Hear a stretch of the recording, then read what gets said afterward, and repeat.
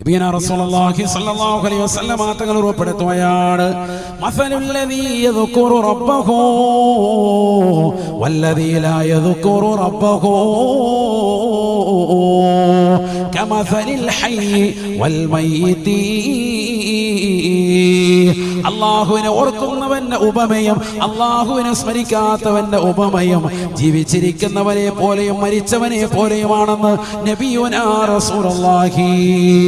ഈ ലോകത്തിന് തമ്പുരാനായ ജഗന്നിയന്താവായ പരിപാലകനായ അല്ലാഹുവിനെ ഓർക്കുന്നതായ ഏതൊരു വ്യക്തിയുണ്ടോ അവന് ജീവനുള്ളവനാണ്, അവനാണ് ജീവനുള്ളവൻ.